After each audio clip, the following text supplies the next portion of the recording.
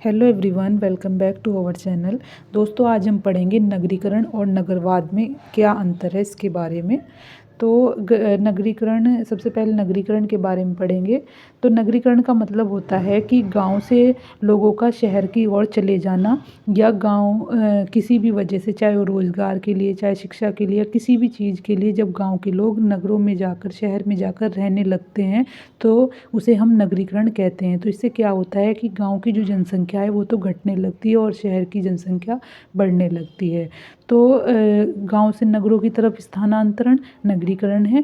तो Charles burgle ने कहा था कि ग्रामीण जनसंख्या के नगरीय क्षेत्र में बदलने को ही नगरीकरण कहते हैं। यानी कि गांव के जो गांव की जनता है, जब वो नगरीय उसमें बदलने लगती है, नगरीय क्षेत्र में, तो उसे नगरीकरण कहते हैं। तो इससे क्या होता है, जनसंख्या के आर्थिक संगठन पर गहरा प्रभाव पड़ता है। यानी कि जनसंख्या जो एक तरह से जो कमाई है, जो कृषि क्षेत्रों से कमाई है ग्रामीण, उसमें वो घटने लगती है और उधर नगरों की तरफ दूसरे रोजगारों से जो आर्थिक संगठन है वो दूसरे रोजगारों से होने लगता है। मतलब कि जो कमाई है वो लोग दूसरे रोजगारों से करने लगते हैं, क्योंकि वो नगर में जाकर काम करने लगते हैं, फैक्ट्रियों में या कोई और रोजगार करते हैं।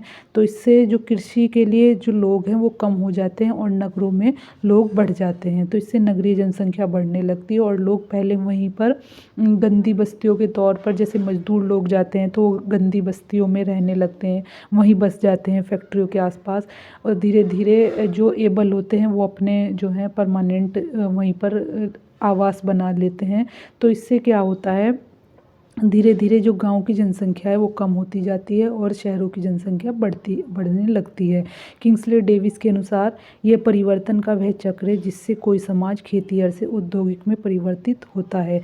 यानी कि कैसा चक्र है ये परिवर्तन का, कि कोई भी समाज जो है वो खेतीहर समाज से एक औद्योगिक समाज में बदल रहा है। यानी कि खेती छोड़कर लोग दूसरे काम धंधों में लग रहे हैं, यानी उद्योगों में, फैक्ट्रियों में काम करने के लिए चले गए हैं। तो एक खेतीहर समाज जो है औद्योगिक समाज में परिवर्तित हो रहा है। अब पढ़ते हैं नगरवाद के बारे में।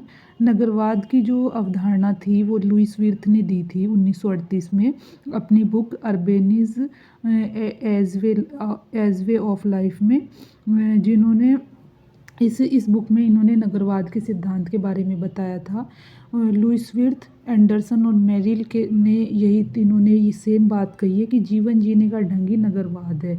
यानी कि दूसरे शब्दों में जीवन जीने का तरीका, यानी कि नगरों में रहने वाले लोग किस तरीके से रहते हैं, किस तरीके से अपनी ज़िंदगी को जीते हैं, कैसे खाते पीते हैं, तो ये सब जो है नगरवाद है। जीवन जीने का ढंग को ही उन्होंने नगरवाद कहा है। नगरीकरण क्या है, गाँव से शहर, गाँव के शहर से शहर की तरफ स्थानांतरण या गाँव का नगरों में बदलना नगरीकरण है।